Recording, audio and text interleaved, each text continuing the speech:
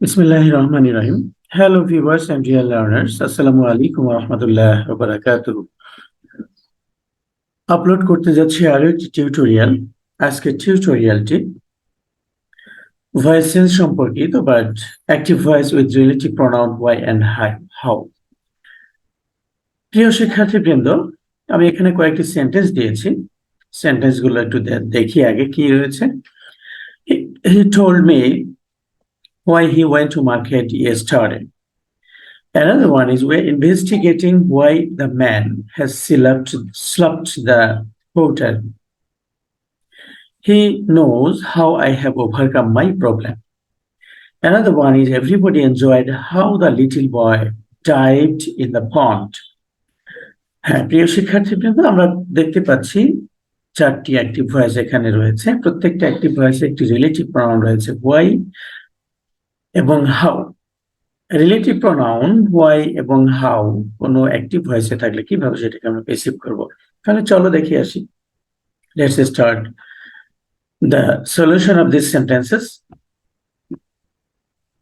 You can see here, he told me why he went to market yesterday. প্রিয় শিক্ষার্থীবৃন্দ, আমি বলে রাখি আগের মতোই দ্যাটযুক্ত কমপ্লেক্সকে আমরা যখন পেসিভ ভয়েস করেছিলাম, সেখানে যেমন দুটি বাক্যাংশের মধ্যে প্রয়োজনীয় পার্টিকুলার ভয়েস পরিবর্তনের জন্য যা যা দরকার সেগুলো পেলে আমরা দুটোকেই চেঞ্জ করেছিলাম।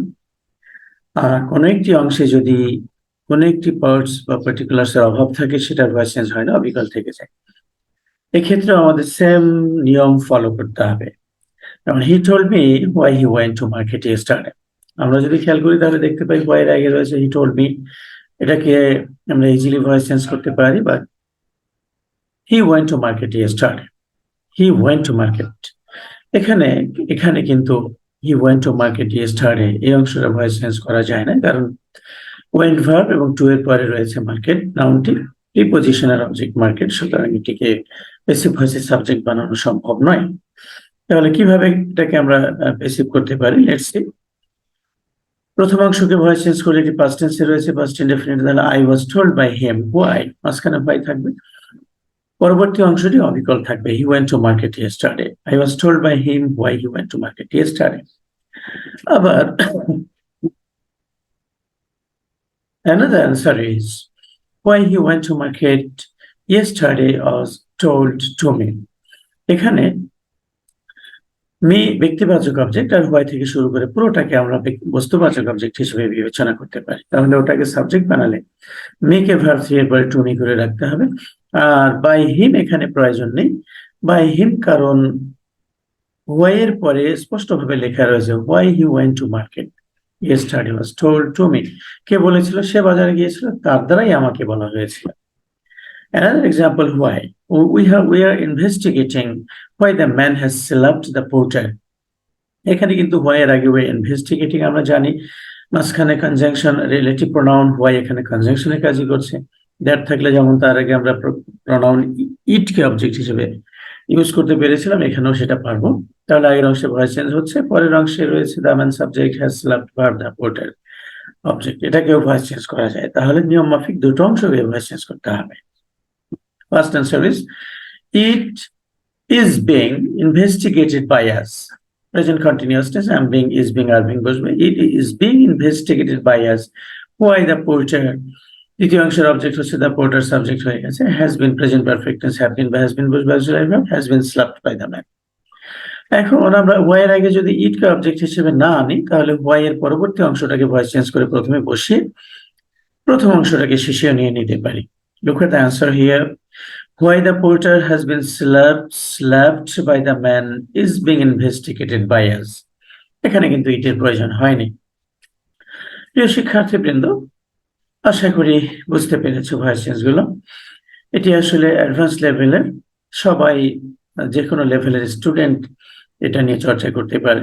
বিসিএস প্রিলি যারা দিবে তারা দেখতে পারে, চাকরির জন্য ইন্টারভিউ যারা দিচ্ছে তারাও এই ভয়েস চেঞ্জ গুলো সলভ করতে পারে, শিখে রাখতে পারে।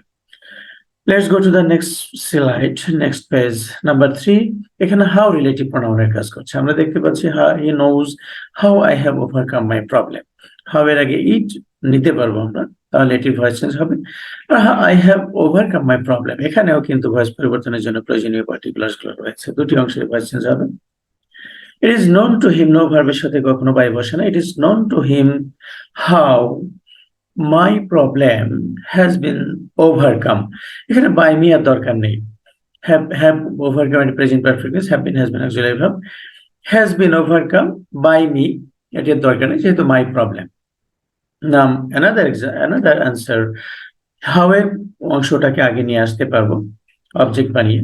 How my problem has been overcome is known to him. Another example is everybody wondered how the little boy dived in the pond.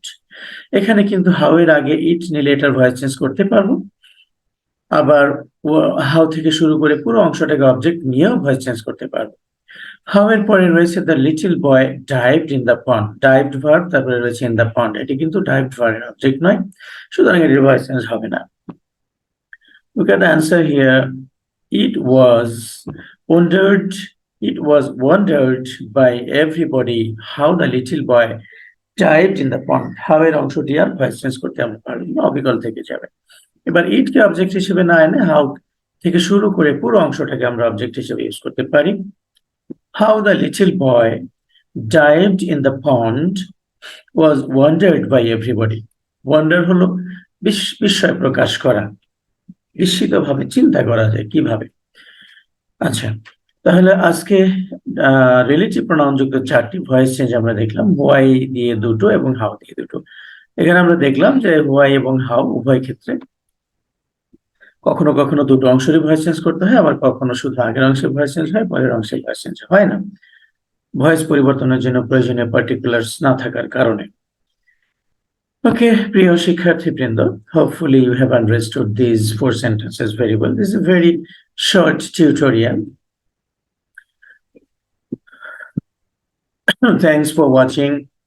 Please subscribe my channel. If you think that you have been benefited of it, in that case, you can subscribe my channel and press the bell icon so that you can get the notifications of all the tutorials that I will upload later on.